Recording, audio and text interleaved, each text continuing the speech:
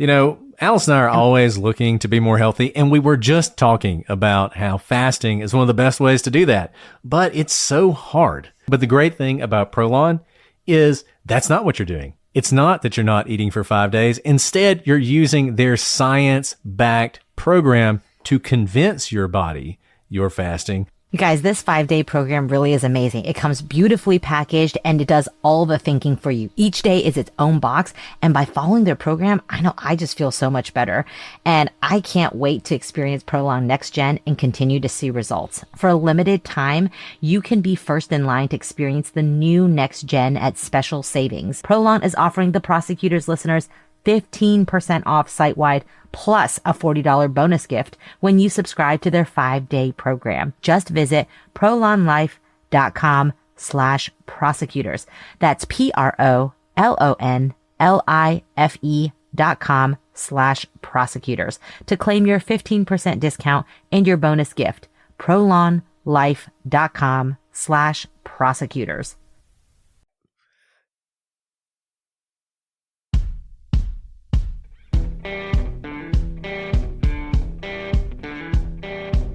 I'm Brett. And I'm Alice. And we are the Prosecutors.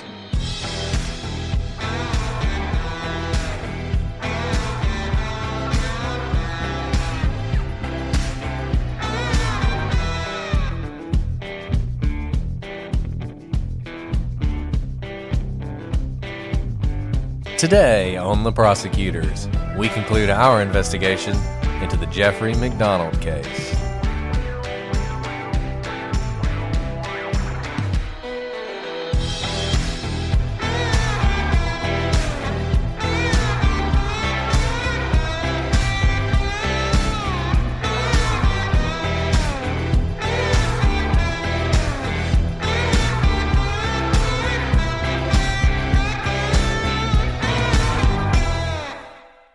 Hello, everybody, and welcome to this episode of The Prosecutors. I'm Brett, and I'm joined, as always, with my engaging co-host, Alice. Hi, Brett. Thanks. I don't know if I am, but we did have an amazing time engaging with our Patreons on our Get Vocal last night. It was terrific. Those of you who miss out on that because you're not patrons, it is awesome. It's great to be able to talk to folks, answer questions, and just have a good time. We do. We have a great time hanging out with folks, really enjoy it. We do those basically every month. So if you are interested in taking part in our exclusive Patreon-only Get Vocals, sign up on our Patreon page, and you can join us next month. Okay, Alice, I think that's enough. That's enough of the business, as the captain would say. I think it's time for us to dive back into MacDonald and finish this case off today by talking about the evidence against Dr. MacDonald. Last week, we talked about the evidence against the hippies that MacDonald identified as the people who were responsible for his family's murder. Today, we're going to look at the other side of the case. We're going to look at the case that was presented by the government, the case against Jeffrey MacDonald. And then at the end, we're going to give you our conclusions, and we're going to ask you for yours. So we're interested to hear what all you guys think. So let's start with the weapons in this case. Remember, the story that Helena Stokely told was that she and her compatriots went to MacDonald's house with the plan to murder the family as part of this sort of satanic ritual that they were a part of, or at least to shake the doctor down for drugs. And you might think that they would take some weapons with them, but in fact, they did not. A club, 2 knives, and an ice pick were used to murder the family. All of these items came from the house. Also, the club that was used in the crime came from the bedroom. The knives and the ice pick came from the kitchen. So I want you to stop and think about this for a second. There's 2 things. Number one, you have to believe that this group of people broke into this house, a house that they knew a Green Beret lived in with no weapons, intending to commit this crime. But perhaps even more striking, you have to believe that these at least 6 people, because remember, there are 4 people in the room with Jeffrey MacDonald and at least 2 people in the bedroom with Colette based on what he says, and then maybe someone in the children's room, but at least 6 people broke in, quietly gathered these weapons without anyone noticing, including a random piece of wood from the bedroom, because that's the club. It's not a baseball bat. It's a piece of wood from one of the bedrooms, and then attacked. Moreover, the ice pick is problematic because MacDonald claimed he'd never seen an ice pick in the home, and yet 2 different witnesses testified that they had used an ice pick to get frozen food from the family's freezer. And finally, all of these weapons were found in the backyard of the home, not far from the back door, which makes you wonder if they were sort of casually tossed outside when the murders were complete. Yeah, Brett, we don't often see break-ins into homes where people know there are people inside with the intent to commit either an assault or a murder with absolutely no weapons. At the very least, some sort of crowbar or something to help break into the house, because you might get lucky and a door or window is unlocked. But if your intention is to break in and commit a murder or an assault, you're probably not just going to walk up with no weapon to get into the house, much less no weapons to commit those assaults or murders. And I'm trying to imagine these 6 hippies high out of their mind on LSD and mescaline, quietly creeping through the house to the kitchen and getting these, knives together out of the drawer, which they somehow find, and then finding this piece of wood and then attacking. I mean, it's absurd. It doesn't make any sense. And it's one reason, and we talk about circumstantial evidence a lot. This is very circumstantial, right? It's not a piece of evidence that MacDonald killed his family. It's not a piece of physical evidence. It's not a witness. But it is something about the murder that tells you something about how the murder was committed. And given that, as we've said before, there are only 2 choices here. Either MacDonald did it or the hippies did it. If you believe the hippies did it, you have to believe that something like that happened. And just think about how absurd that is. And it's the kind of thing that can evaporate reasonable doubt fairly quickly, particularly in a case like this where there really are only 2 choices. Now, Brett, before we move on, I just got to tell you, today was one of those days where I was cutting it close every minute of the day. I was right on time, but barely, to drop off my child at school. Got to my meeting right on time, had meetings all day, and just could barely get home in time to let the sitter off. And I could barely wrap my head around cooking a meal for my family, but thank goodness for HelloFresh. Tonight I got home, I had a package to cook the firecracker meatballs. It was so easy to make, and my family gobbled it up. I thought there would be leftovers, and there were none. Thank goodness for HelloFresh. Now, HelloFresh cuts out stressful meal planning and grocery store trips so you can enjoy cooking and get dinner on the table in about 30 minutes or less. And HelloFresh offers 50 menu and market items each week, including ready-to-eat salads, sandwiches, and soups.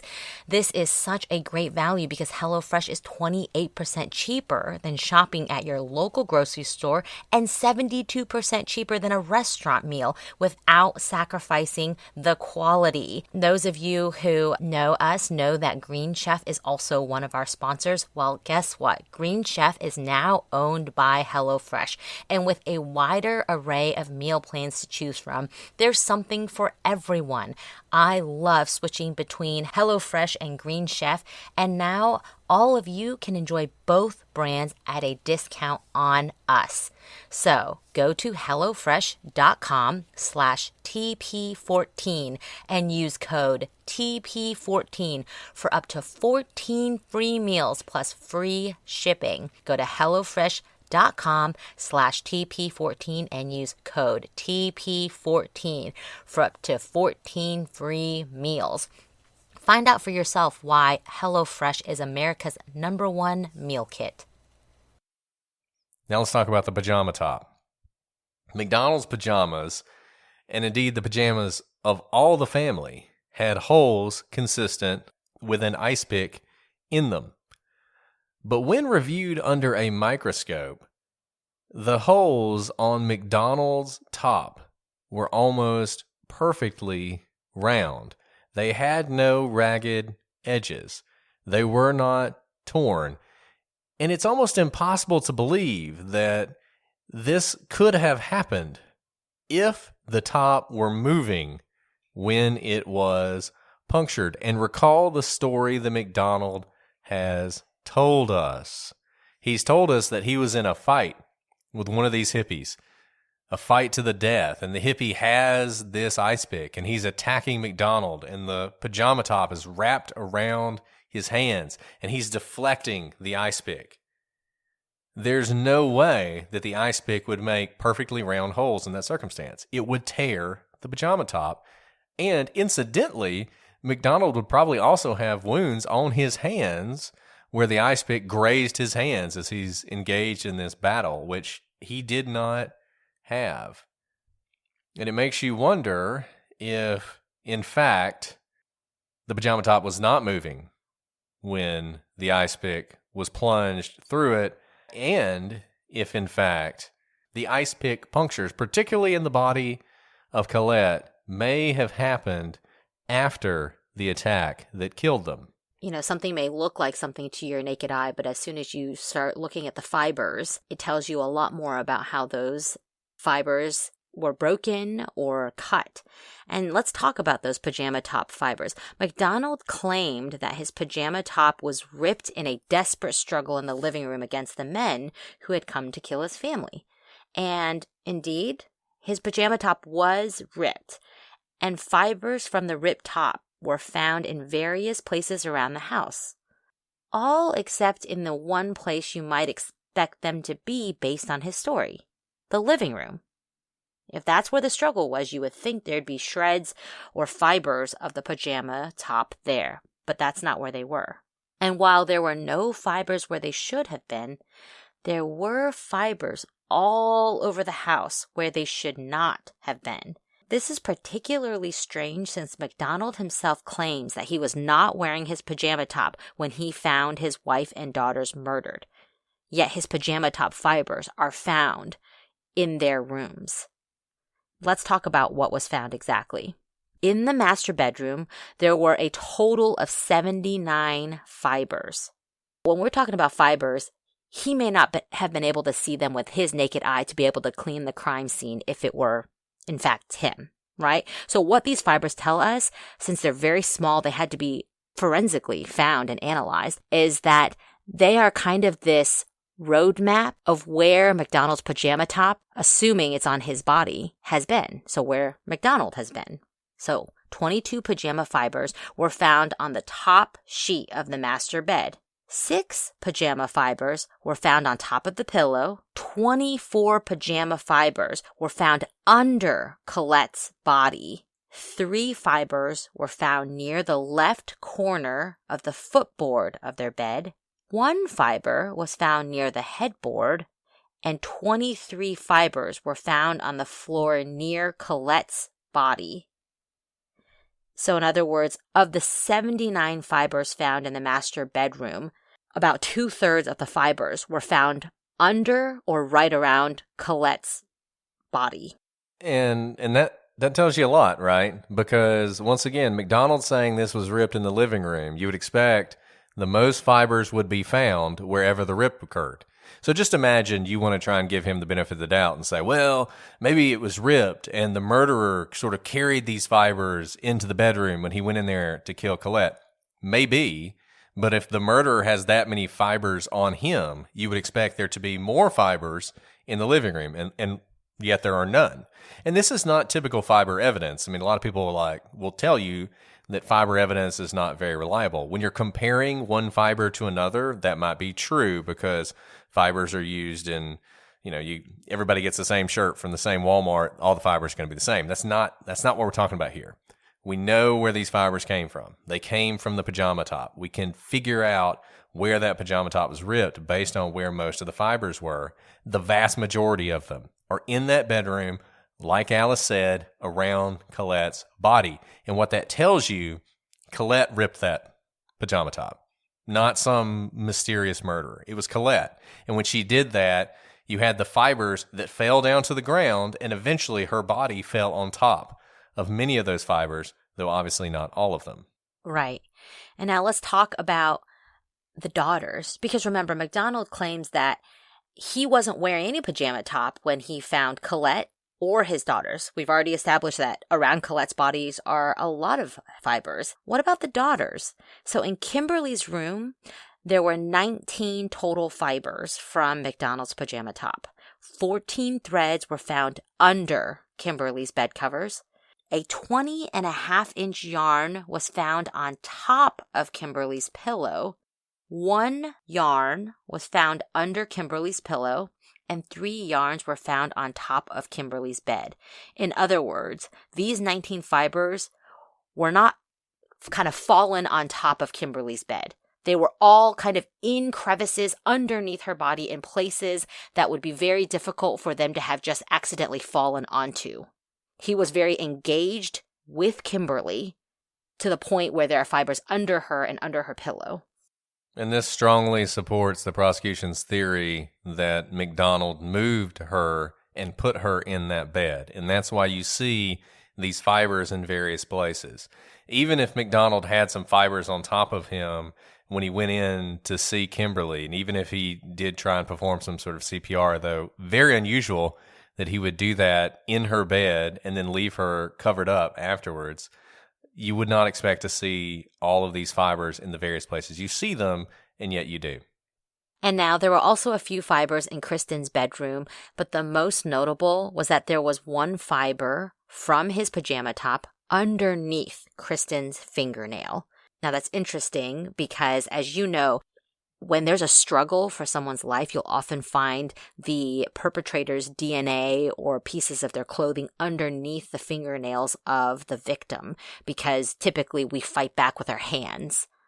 And in episode 1, we told you that MacDonald was convicted of second-degree murder for his wife and Kimberly and first-degree murder for his youngest daughter. The general theory is that the first 2 murders were committed sort of in the heat of passion, and then MacDonald decided to kill his youngest daughter for whatever reason, either because she witnessed part of this or because he needed to kill her to make this look like the kind of murder he was going to describe, which is why that is first-degree murder, because it wasn't heat of passion. It was the decision he made. There are defensive wounds on the youngest daughter's hands, which do indicate that she fought back as whoever, possibly her own father, murdered her. So let's talk about the blood.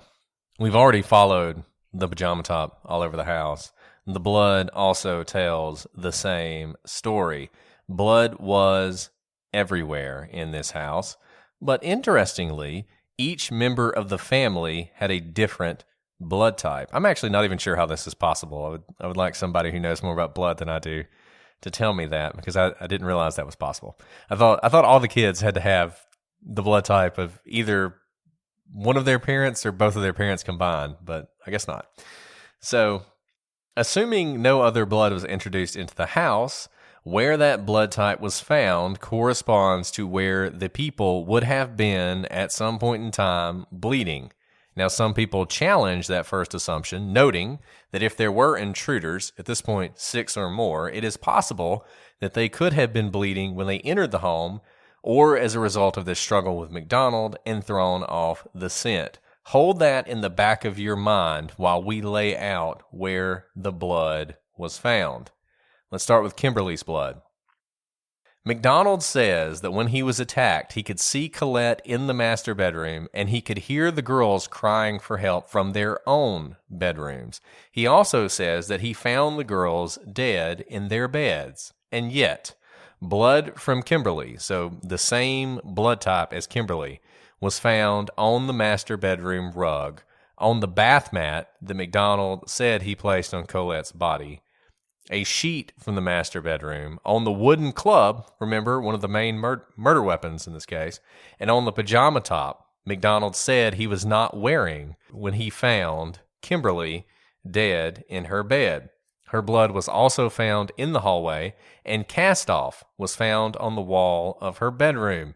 We've talked about cast-off before when we talked about the Michael Peterson case. Essentially, when you are beating someone to death, every time you bring the weapon back, if there's blood on the weapon, it's going to be, quote unquote, cast off onto the wall. We see that blood on the wall of her bedroom. All of this blood supports the theory that MacDonald had struck Kimberly in the master bedroom, carried her body back to her bedroom, put her in bed, and then attacked her again to sort of make it appear that she had been murdered in her room. Let's talk about Colette's blood. Colette's blood was found in the master bedroom, which is consistent with MacDonald's story. That's where you would expect to find Colette's blood. But it was also found on the top and bottom sheet of Kristen's bedspread, the youngest daughter, mixed with Kristen's blood in her own room and on the master bedspread found wrapped in a sheet in the master bedroom. It was also found in a footprint of MacDonald's leaving Kristen's room. This supported the prosecution's theory that after MacDonald had initially struck Colette and moved on to finish off Kimberly, Colette regained consciousness. Yesterday, in our conversation that we had on that Get Vocal, Alice talked about how hard it is to kill somebody, and it is. And oftentimes, people will think they have killed someone, and they have not. It appears that Colette regained consciousness, and just imagine how tragic this is, goes to her youngest daughter's room to try and protect her. And that's where MacDonald finds her, and that's where he finishes her off. He then carries her back into the master bedroom, leaving that bloody footprint in her blood in his youngest daughter's room, places her on the floor on top of those fibers from the pajama top that we talked about earlier. Earlier, Brett, I noted how the pajama top fibers was kind of a roadmap around the house of where MacDonald had been. And here with the different blood types, it's like a roadmap of where each individual person, Colette and the two daughters, are throughout the house. And it's fascinating to be able to see their trail through their blood type. Yeah, and it continues. You have Kristen's blood. Kristen's blood was found mixed with her mother's on her bed. Once again, shouldn't have been there. It was also found on the floor, which is not that unexpected. As we talked about earlier, if MacDonald killed her, it was to cover up the crime. It wasn't in a fit of rage. Interestingly, her blood was also found on MacDonald's glasses that he said he had not been wearing at the time of the attack, and glasses that were found in the living room. And her blood was also found somewhere else it shouldn't have been. It, along with Colette's blood, was found on a page of the Esquire magazine that we have talked about before, in the living room, the one that contained the story about the Mansons' murders, the story that bore an eerie resemblance to what had supposedly happened to the family, which tells you the last thing that MacDonald did. After he had murdered his entire family, he picked up that magazine, put on his glasses so he could read it, the story that had struck him earlier in the week, and read about the Manson murders, and then used that as a template for the story that he would tell later. Now, we mentioned before, some people say, well, maybe one of the murderers had the same blood type as the victims, and that's why you see blood where you shouldn't. I think we've just laid out for you why that theory does not hold water. It's not just one blood type that's in a place it shouldn't be. It's everyone's blood type is in a place it shouldn't be. So unless you had a bunch of murderers who also all happen to be bleeding severely and also happen to be spreading that blood in the exact places it would need to be, that's just not going to work. Shopify is a platform built for growth, whether you're just starting out or already running a thriving business. From managing inventory to creating a seamless checkout experience, Shopify is designed to handle it all. And it doesn't stop there. Shopify helps you sell everywhere your customers are, online or in person. It's the ultimate tool for turning big dreams into big wins. Sign up for your $1 per month trial period at shopify.com/OPP. And I know, we had a conversation previously with Maggie and Women in Crime about this. And they brought up a good point. They said this trail of following the blood is only following the blood type. It's not following the DNA. And that's why the argument that Brett is bringing up, it has some sway with people. They think, well, it's just blood type. So if someone else has the same blood type, then unlike DNA, no one else has your same DNA. A lot of people can be type A, A positive, B, O, what have you. There are only so many types of blood. But DNA analysis was in fact done. It wasn't done until many decades later, but in 2006, DNA analysis was done of the evidence in the MacDonald murders. And guess what? None of the items tested matched either Helena Stokely or Greg Mitchell. We've talked about this. Murders are very messy. It would be near impossible to carry out such a gruesome, bloody murder of 3 people and an attempted murder of 1, that being MacDonald, and not leave behind a single trace of yourself if you were the perpetrator. There was 1 hair in Colette's hand, as was a splinter of the club used to kill her. The hair was tested, and it matched Jeffrey MacDonald.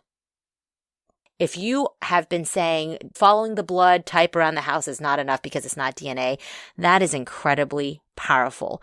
Jeffrey MacDonald's hair was in Colette's hand. No DNA matched any of the hippies who were supposedly in the house. The story that MacDonald told was that his youngest daughter, Kristen, had wet the bed. And what do you expect if someone had wet the bed? A urine stain. But the urine stain was consistent with Kimberly, not Kristen.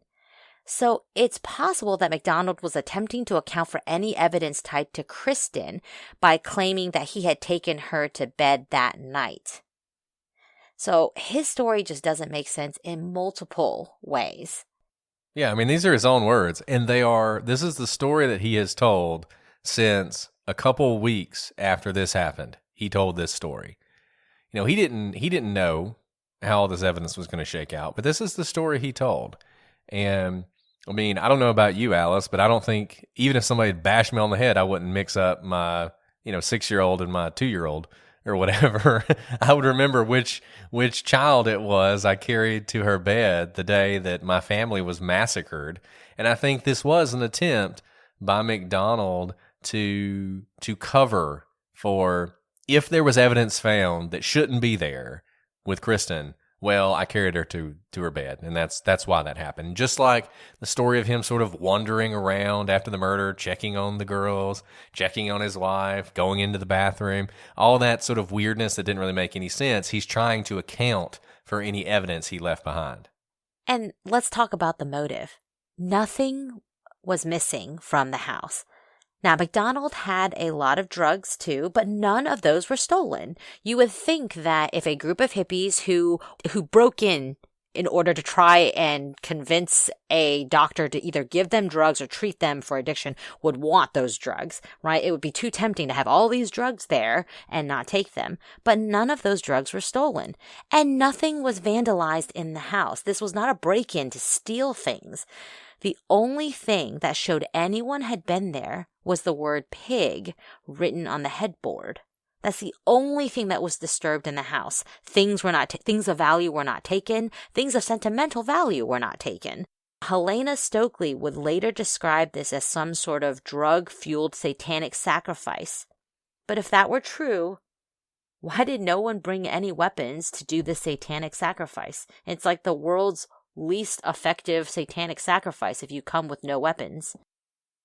Yeah, I mean, one of two things is true here, right? Either Helena Stokely's satanic sacrifice story is right. I mean, you're assuming the hippies did it, or they came for drugs, but there were no drugs stolen. So if they came for drugs, why didn't they take the drugs? And if they came there for the satanic sacrifice, why didn't they bring any weapons?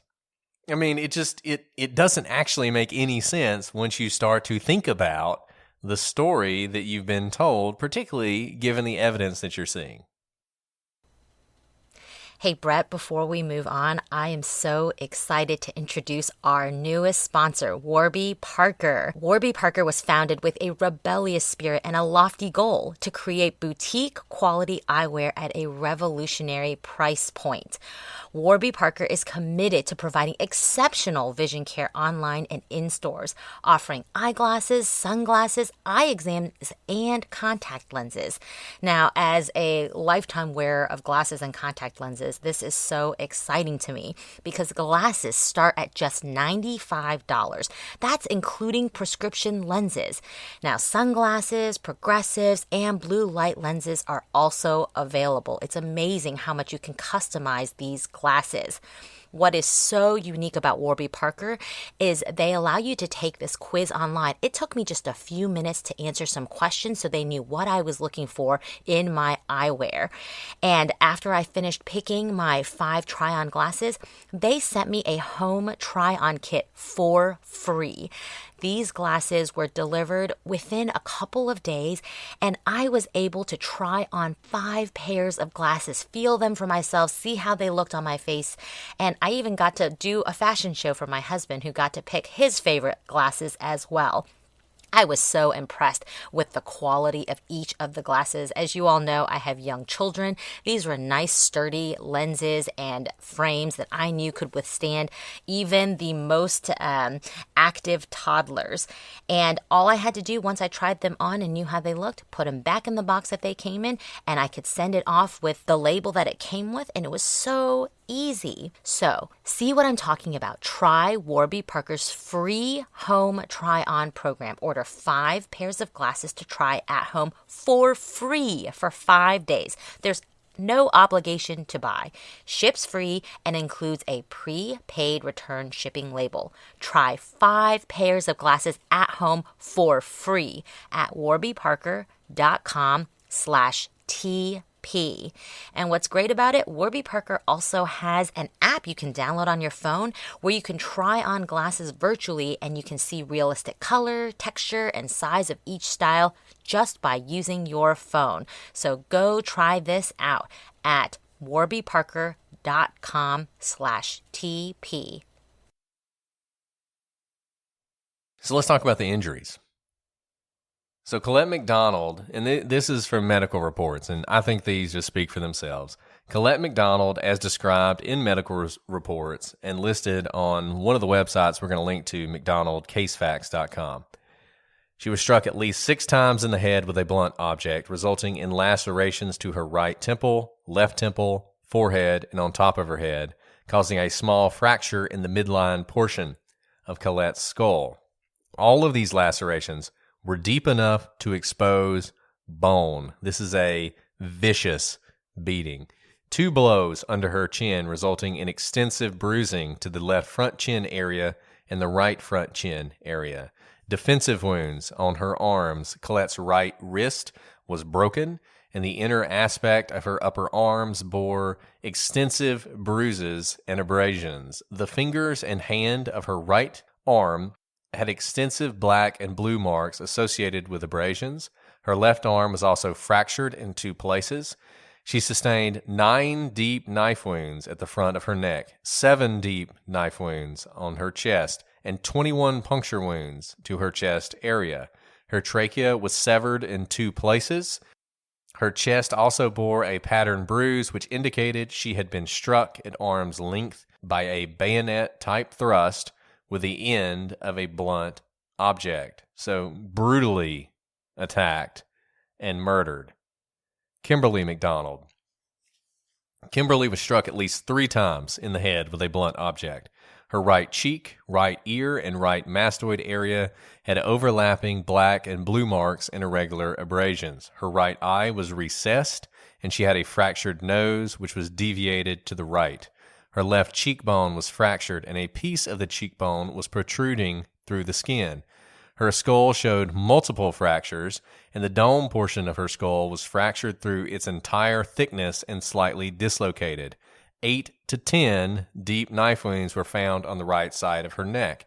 The reason it's 8 to 10 is she was so brutally murdered, they couldn't count the number of knife wounds to a precise number. Once again, brutally murdered. No, I mean, as you're reading these, telling us about these injuries, it's horrific, and it is very difficult to inflict these types of wounds on someone. It takes time and it takes a lot of sustained force. Your cheek doesn't just start protruding. Your eye doesn't just become recessed. So keep this in mind. This can't happen in a one swing of the bat. This is a repeated attack. And it continues. Kristen MacDonald. Kristen sustained 12 gaping knife wounds to her upper back, 4 wounds to her chest, and 1 wound to the neck. 2 of the wounds to her back penetrated her heart, causing massive internal bleeding. 15 shallow puncture wounds were found in her chest, as well as multiple cuts on both of her hands. There was a through-and-through laceration of the skin involving the middle of the right ring finger. The laceration was deep enough to expose bone, and the index finger of the right hand revealed a triangular flap of skin. So, I mean, this is a 2-year-old girl who was brutally murdered, and Colette MacDonald obviously fought for her children, and Kristen fought for her life, but Kristen's a baby essentially. Kimberly's not much older.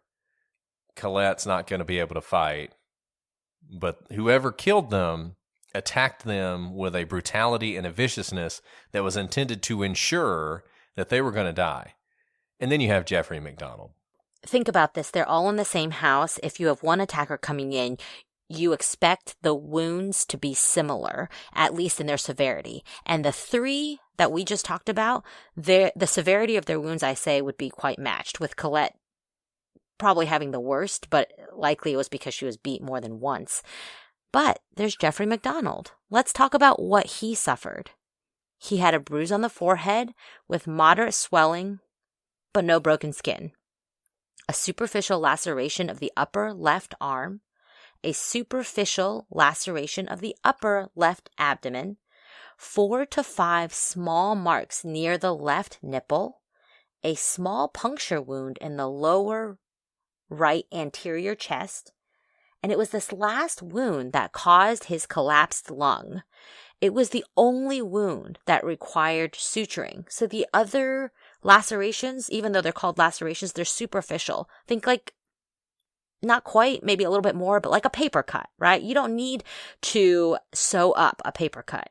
So none of the other wounds required any sort of stitches. The doctor recorded that the injury would have been caused by a small tapered blade and described it as a symmetrical 1 centimeter neat, clean stab wound. He had no ice pick wounds on his hands and no serious trauma to his head. So think about this. Think about how messy the injuries were to Kristen, Kimberly, and Colette. The most serious injury to Jeffrey MacDonald was a clean stab wound. When you say clean stab wound, it means someone who is not moving. It's not messy. It's not jagged. It's essentially, if you can think of like Play-Doh in front of you and you just stab a knife straight in, straight out, it's a very clean cut. That's kind of what the doctor is describing here. And remember how he said he got it.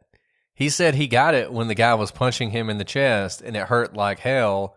And that's, later on he realized he wasn't punching him, he was stabbing him. Like, we're supposed to believe that one of the people who would go on to murder his family in this vicious, violent way stabbed him once in the chest with a, 1 centimeter neat, clean stab wound.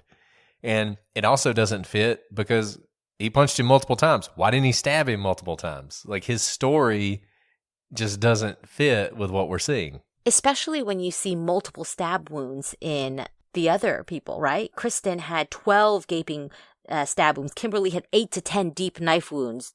Her face was so mangled, you couldn't even tell how many, but we're talking in the double digits most likely. Colette suffered, blows and 21 puncture wounds to her chest. I mean, we are talking double digit puncture wounds for all of the other members of the family, but he has 1 clean stab wound. Now, some people still try to claim that MacDonald's injuries were serious and that, in fact, a collapsed lung could have killed him. Now, this is true to an extent. According to the medical reports, MacDonald had what is called a 20% pneumothorax. Anything less than 38% is considered a mild collapse. We found a study of stab wounds to the chest. Don't go look at studies for stab wounds to the chest. It's very sad. Let us just do the research for you. And of those stab wounds in the study, only 1% had pneumothorax of 20% or less. In other words, it's very rare to have such a mild collapse. Although MacDonald was treated with a chest tube, his injury was on the cusp of requiring only observation. So I can imagine that the doctors, seeing how gruesome all of the other injuries were for the other 3 members of the family, may have jumped on top of giving him the most extensive treatment, not knowing how extensive his injuries were, but maybe grouping him in with them, thinking that his wounds were going to be as serious as theirs. And I'm not saying a collapsed lung isn't serious. My dad had a collapsed lung one time. He had a procedure, and they sort of nicked his lung while they were doing that procedure. Oof. And didn't realize they had done that. And the next day he goes for a walk and he can't really breathe. And it turns out he has 100% collapsed lung. When I was looking up information about this, I found a story from Chillicothe County in Ohio, which I thought was great, and I'll read it to you. After the 4x400 meter relay, he looked bad, said Jamie. One boy even said that he wasn't the Tucker they were used to running against. Tucker knew something wasn't right. It felt like someone was sitting on my chest, said Tucker. I thought it was my heart or rib issue. I didn't want to make excuses, though, and didn't say anything to Coach right away.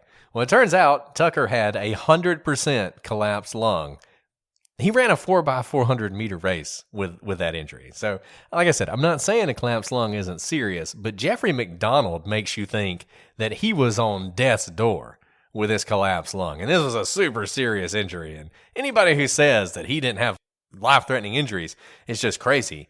But no, his injury was nothing like what his family suffered. And he is the most dangerous person in that household.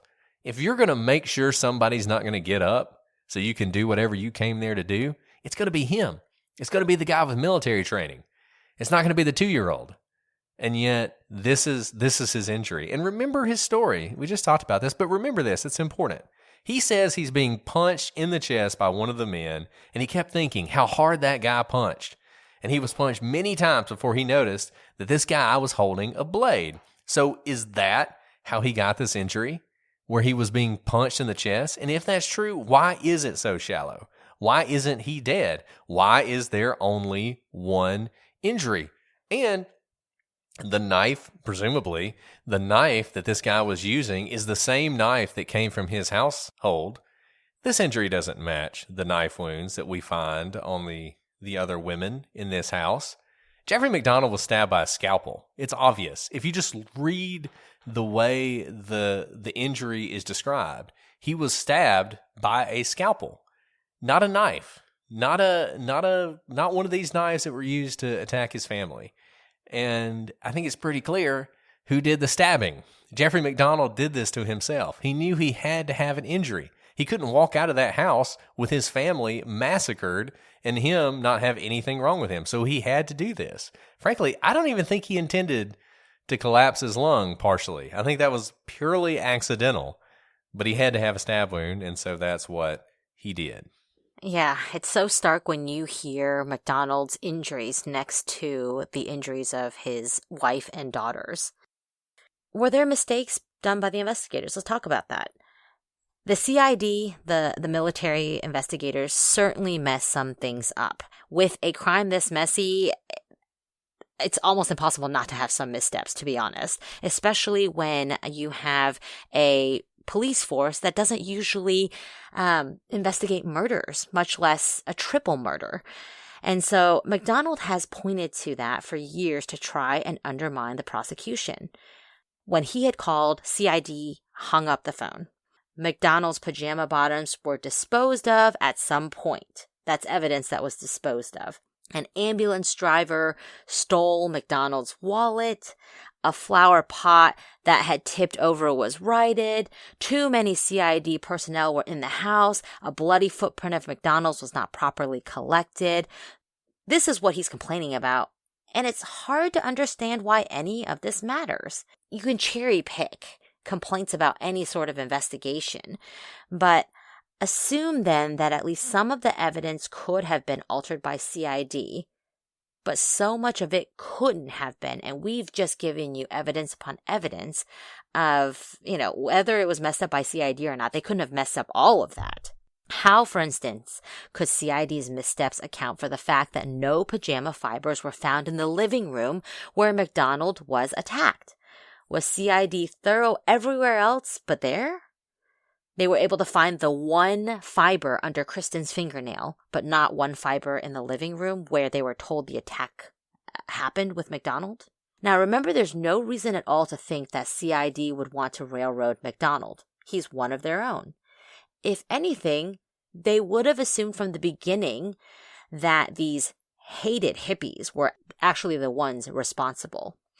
Moreover, even if some of the pajama fibers were spread by CID or through contact with MacDonald somehow, how did they get underneath Colette? CID couldn't have put fibers underneath Colette. MacDonald told officers that he did not move her. Neither did anyone else until her body was removed from the scene. At some point, CID had finally locked down the site and put into place important scene-preserving steps. So if MacDonald told officers he didn't move Colette and CID didn't move Colette until the very end, there's no way that someone could have contaminated the scene under Colette. Rather, those fibers were under Colette to begin with. And I think, look, this is important. And I think this is the kind of thing you can take with you in any case. Every person who's ever been convicted of anything and claimed they were innocent is going to say the police messed it up. And there are always, always, always going to be mistakes at a crime scene. It's going to happen. Everybody's human. They're all making mistakes. You're trying to lock down the scene, but mistakes are going to be made. And the question is, do those mistakes either undermine proof of innocence or create proof of guilt? Do they destroy something you need to see? I mean, that kind of thing, right? That's what you're looking for when you're looking for mistakes. It's not just, there was a mistake, therefore he's innocent. That's not how it works. We talked about Michael Peterson in the dried blood and the fact that the police did not include that in their report. That's important. That's a really important thing, because if the blood's dry, we need to know. And that is a mistake that just makes you think, man, I just don't know. Was it dry? Was it not dry? Right? But if the police had forgot to mention there was a wine bottle on the kitchen counter, okay, well, that's somewhat important because he said they drank wine. So yeah. But if they had recorded that the blood was dried right underneath that, then you're kind of like, well, the wine doesn't really matter because we got the dried blood and that tells us the story. Very similar here. You have to look at the mistakes. You have to look at the evidence you still have. You can't just say, well, CID made mistakes, so there's reasonable doubt. No, that's not how it works. And we're not done talking about this. How would CID have been responsible for the fact that the ice pick holes in MacDonald's pajama top match up perfectly with the holes in Colette's chest? How could CID have been responsible for those holes having no rips or tears, despite MacDonald's claim that the garment was constantly in motion while he was being struck? CID couldn't have done that. The only person who could have done that is MacDonald when he put the pajama top on Colette's chest and stabbed her with the ice pick through the pajama top. That's what created those holes. That's why they match up with her chest. And what about the tears on the pajama top? How is it possible for the pocket to have been stained with Colette's blood type before it was torn? Something readily apparent to anyone viewing the torn garment under a microscope. If you look at it, you can tell that the blood was already on the shirt when that pocket was torn off. How is that possible? MacDonald says that all of this tearing was happening in the living room, where, by the way, there are no pajama shards. No evidence whatsoever that his pajama was torn there. And yet, when you look at the pajama top, you can tell that Colette's blood was already on it when it was torn. And if the assailants, go back to the blood type, imagine, say, well, we don't know it's Colette's blood. All we know is Colette's blood type. So maybe one of the assailants had Colette's blood type on them. assume that's true, if they had Colette's blood type and they were bleeding while fighting MacDonald and that got on that pocket, how is it that none of Colette's blood, none of the blood of that blood type is found in the living room? Did CID do that too? Did they somehow erase the existence of blood from the living room? And if that happened, why was the pajama pocket found in the bedroom and not in the living room? How is it possible for that pajama pocket to have the blood on it, to get ripped off in the living room, and then appear as if miraculously in the bedroom? Maybe it's more consistent with the fact that the fight happened in the bedroom where the fibers are found and where the blood is found. Did CID cause the massive difference in injuries that we just talked about between MacDonald and his family? Did CID stain MacDonald's eyeglasses, which he claimed he wasn't wearing at the time of the attack? Not surprising, given that he claimed he was asleep when the attack begun. It would have been surprised if he'd had his glasses on, and yet they had blood on them. And not his blood, or even Colette's blood, but Kristen's blood. Blood that should not have been possible for him to have that blood on his eyeglasses. Yeah, sometimes there's contamination of the crime scene, but not complete altering of every piece of evidence within the crime scene. It would actually be difficult for all of this to be a mess up. Let's talk about more things that would have been difficult for CID to mess up. How would CID have been able to place a bloody footprint of MacDonald's in Kristen's room and one not of Kristen's blood, but Colette's? So you'd have to think somehow they got MacDonald's shoe, somehow was able to dip it in Colette's blood. They would have had to have chopped off his foot and put his foot in the blood. Okay, there you go. Chopped off his foot, dipped it in Colette's blood, somehow contaminated that way, and then placed it in Kristen's room. I mean, he is there talking to them when they arrive. How did Colette's blood get into Kristen's room? MacDonald claimed he probably stepped in her blood when leaving the bedroom, but there are no bloody footprints entering Kristen's room, only leaving it. Could it possibly be Occam's razor, the most likely scenario that MacDonald found Colette in Kristen's room after the massacre had begun, and he was surprised because he thought Colette was dead, and in fact Colette had run to protect Kristen, and when MacDonald found Colette there, he killed her there before carrying Colette's body into the master bedroom to make it appear that Colette had died in the master bedroom. You have to twist a lot of facts to make that not the case. Now, did CID fake MacDonald's blood in front of the kitchen sink where the latex gloves just so happened to be? Gloves that matched the latex of the fragments of gloves found in the master bedroom. Gloves used to write pig on the headboard. I mean, why would drugged up hippies even think to use latex gloves for such a purpose? So we've laid out a lot of incredulous, how could CID have messed up? Because so many people point to the CID not doing a good investigation or any mistakes they could have made to explain away the mountain of evidence that is piled against MacDonald. And it's just not believable. Yeah, it's not believable. And I think you have to do that kind of critical analysis when you're thinking about this. Whenever you have a claim of wrongful conviction and somebody wants to say it's the cop's fault, maybe it is. It happens. We've talked about cases where it happened.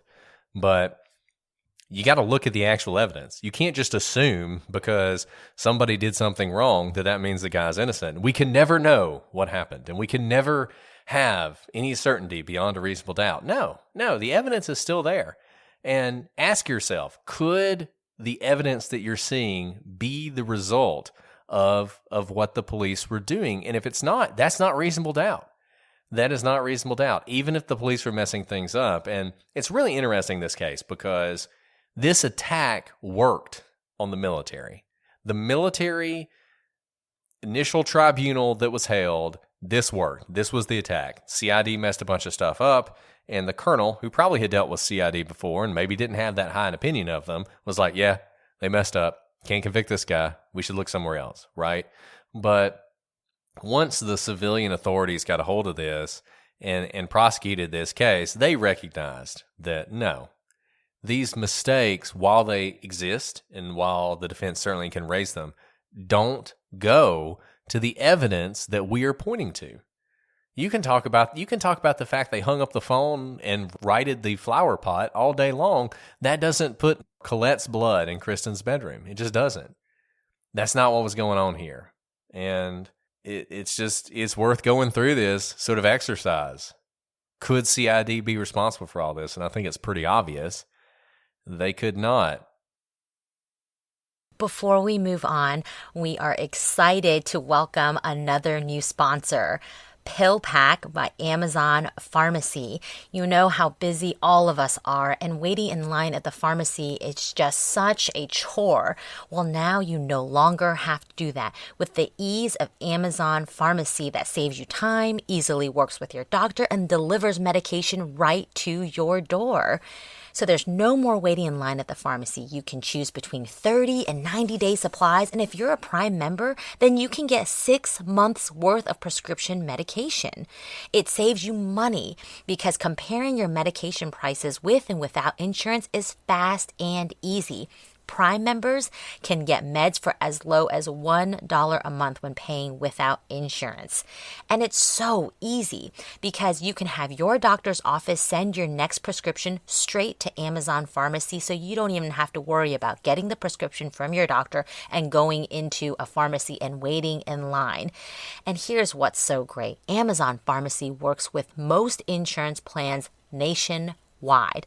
And if you're an Amazon Prime member like me, you get free 2-day delivery and save on prescription medication even when you're paying without insurance. Amazon Prime members can save on prescription medication when not using insurance, with medication as low as $1 a month plus free 2-day delivery. Learn more at amazon.com/TPRX. That's amazon.com/TPRX. Amazon.com/TPRX. And see for yourself how convenient Amazon Pharmacy is. Now, one thing I think is fascinating about this case, MacDonald has claimed for 40 years now that he is the victim of a wrongful conviction. And we've talked about wrongful convictions a lot. And I think it's worth asking whether or not he fits the profile for a wrongful conviction. Does he bear any of the markers that we see in wrongful convictions? I think number one, MacDonald is not the type of person you would expect to endure a wrongful conviction. As Alice said earlier, the hippies were disliked around Fort Bragg. People around Fort Bragg did not like them. They were the other. They were the people nobody wanted to associate with. If somebody was going to be framed for a crime, it was them. It wasn't the golden boy surgeon Green Beret. That was not the guy who was going to be framed. We talked about this some with Women in Crime and Maggie when we appeared on Maggie's show. And Women in Crime, they pointed out that I think they said about 20% when you look at wrongful convictions are sort of people you wouldn't expect. So wealthy, white, that sort of thing. So it's not outside the realm of possibility that MacDonald would be a wrongful conviction, but I think it goes beyond just his demographics. There's also certain markers I think you tend to see when you look at these cases. You tend to see things like questionable eyewitnesses. You tend to see things like jailhouse informants who have a lot to gain from pointing the finger at somebody else. You tend to see things like weak physical evidence or absent physical evidence altogether, where the case really is based on that person who saw the murder from across the street and is claiming they know exactly who it was. Those are the kinds of things you see in wrongful convictions. And you don't have any of that here. The only way you would have had that is if Helena Stokely had been convicted of this case. Helena Stokely is the person who, if you looked at her and you saw a wrongful conviction, you would see all the things line up. A member of a group that people don't like, somebody who you have some eyewitnesses, questionable eyewitnesses who may or may not have seen her in the area. You have no physical evidence whatsoever about her. You have people who want to say that she confessed who are clearly lying, who we know are lying. Helena Stokely, to me, is a victim in this. She's the fifth victim of Jeffrey MacDonald, and it's one reason this case makes me so angry is because Jeffrey MacDonald didn't just kill his family, and he did kill his family. He also caused this woman, who was already struggling with mental illness and drug addiction, to spend the rest of her life questioning whether or not she was involved in the murder of innocent people, including 2 children, to the point that she eventually died alone in a hotel room with her baby in the crib. And thank God they found the baby before the baby died. I mean, it's an absolute tragedy. And I don't think I have to share my opinion on this case. I think it's patently obvious what happened here. I think Jeffrey MacDonald is a monster. I think he is an evil person. I think he is, you can call him a psychopath if you want to. I don't know if he is. I'm not trained to make those diagnoses, but there are few people in true crime that I think are worse than Jeffrey MacDonald. And I'm glad that Jeffrey MacDonald will spend the rest of his life in prison. He's never getting out. None of these crazy appeals that he files will ever succeed, and he's exactly where he needs to be. Brett, I think you are absolutely correct. It is difficult for me to read the autopsy reports of Colette, Kimberly, and Kristen to know that their father, their husband, and the baby in Colette, his son, it is difficult for me to read that autopsy knowing that Jeffrey MacDonald did this. And I agree with you. He was the one who did this. Just about no type of investigator, no child walking through the crime scene could contaminate it to that degree where it told the story clearly of what happened with respect to all of the blood, all of the DNA, and the way fibers are found in the crime scene that Jeffrey MacDonald created and then tried to cover up. It's actually a pretty straightforward story. CID did not so contaminate. They didn't even do a particularly bad job. This was just such a gruesome, messy scene. There was so much evidence to be collected. That was the issue. It was a complex crime scene for any law enforcement to face. And it was CID's poor luck that they were the first ones there because they typically do not have to deal with triple murders. MacDonald, like you said, he has had more appeals and more success in the appellate courts and gone up to the Supreme Court, something that most defendants can only dream of, to have this much legal, judicial attention on his case. He has had the benefit of every legal avenue for him to be able to be exonerated, and he has not been because he is not innocent. And there's not reasonable doubt about that. And I agree with you that there are so many sad parts of this story for his children, his 3 children and his wife, but also for Helena Stokely, whose life was already very difficult at this time, with addiction, mental illness. But for her to have been drug into this MacDonald case and to spend her own life wondering, what is true and what is not, when she herself already had difficulty with what was true and what was not due to, again, mental illness and drug addiction, that her life is, the way it ended is just devastating. And like you said, Brett, MacDonald is a monster because he's unrepentant. And right. He's always been, and I don't think he will ever change.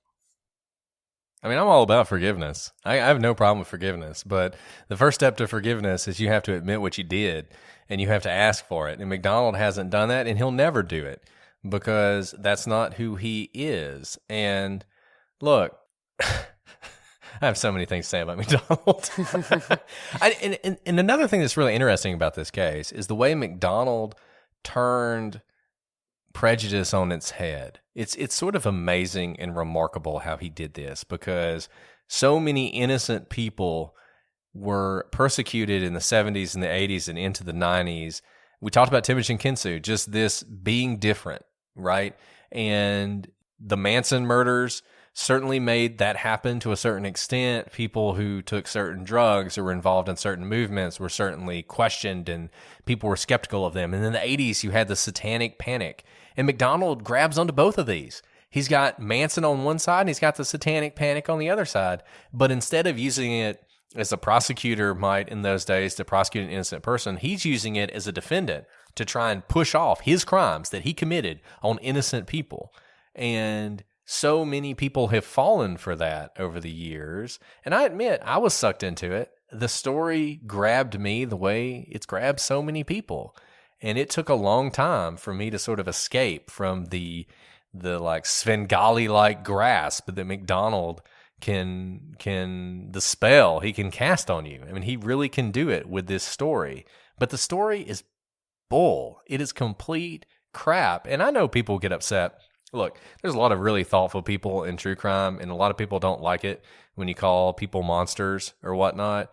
Because, I mean, he's a human being like everybody else. I totally get that. But we need to confront evil, folks. We need to be able to say there are evil people in this world who prey on the innocent, and we see it all the time. And we've seen it a lot on this podcast. And if we can't confront that, then I don't know how we're going to defeat it. And MacDonald, to me, is an example of that. He is Chris Watts 30 years before. I mean, that's all he is. He is just... I don't have words for him, and I'm not trying to be hyperbolic, but maybe one day MacDonald will admit what he did, and that would be great if he did that. I don't expect it. I think he will die in prison with a lie on his lips that he's innocent, because he is not innocent. He is guilty. I think we've made it clear what we think, Brett.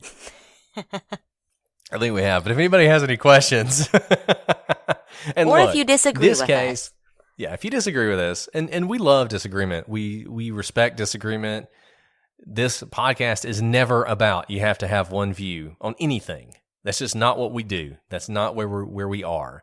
We want to hear from you guys. We love your thoughts. I mean, some of you, you disagree with us on the owl theory, and that's fine. This is a similar thing. We love all y'all. We love to hear what you think, and we'd love to hear your thoughts on this case. One thing I want to say, because I know we'll get this, there are things we did not talk about in this case because we did not want to spend the rest of the year talking about this case. This case, you talk about rabbit holes. You can talk about this case for the rest of your life. As Alice said, incredibly litigated case, tons of evidence, lots of different books written on this case, lots of different weird things. One thing I would remind you of is something we talked about in our first episode. There are always going to be things in cases that are inexplicable, that are difficult, if not impossible, to explain because we weren't there.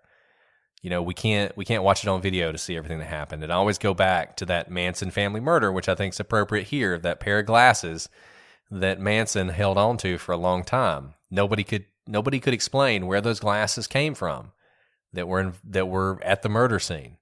And we still to this day don't know where they came from. And that's the kind of thing. And there may be things in this case where you're like, well, what about this? I don't know about that.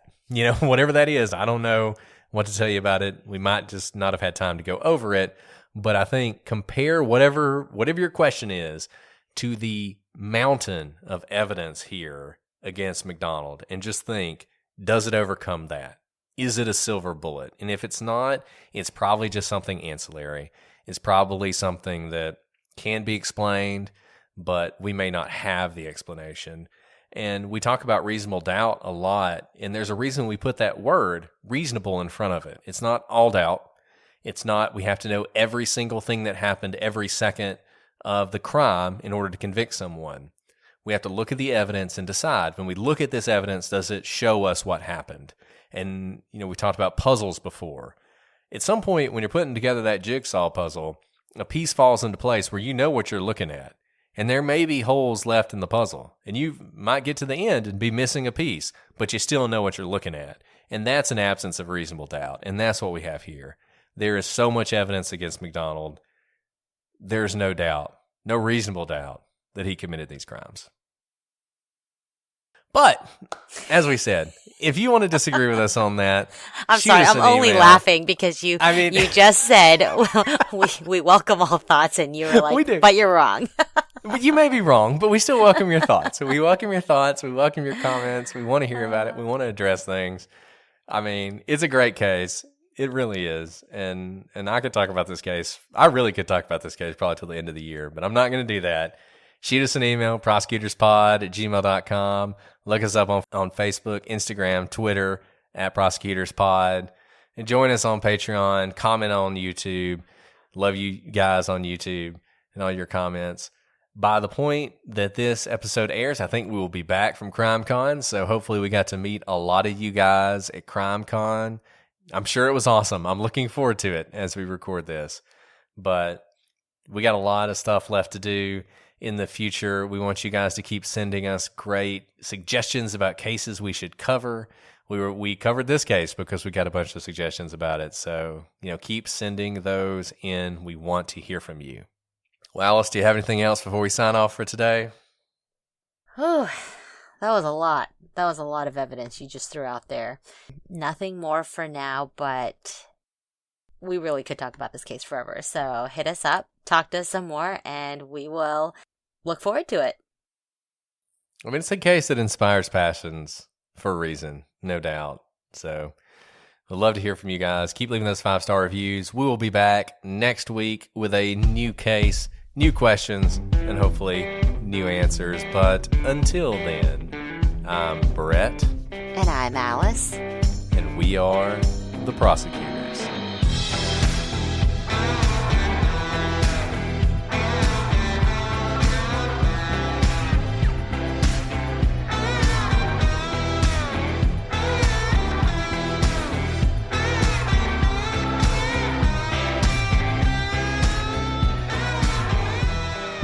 Yay! Hopefully we won't alienate a bunch of people. Do a lot I think of people, most people do know a lot he's of guilty. people think it's No, I think most people know he's guilty. okay? And it's a testament to MacDonald's media machine that he has going, because I always thought that CID did a bad job. I just assumed that was true. And then you look at the actual evidence, you're like, no, they didn't. They did a fine job. Yeah.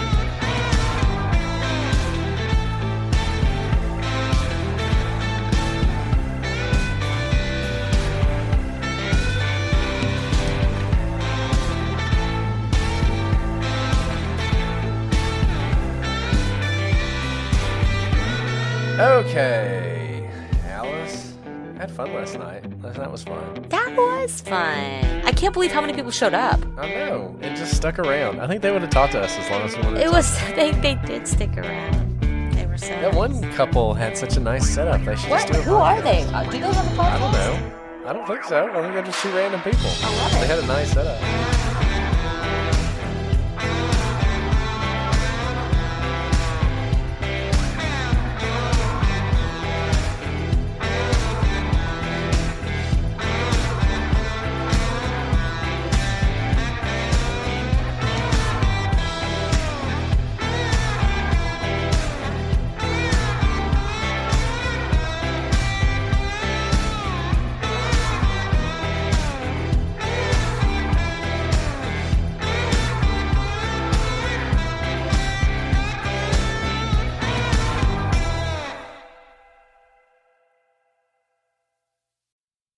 If you're looking to streamline your audio advertising buys and maximize your revenue, look no further than Triton Digital's programmatic audio advertising exchange, A2X.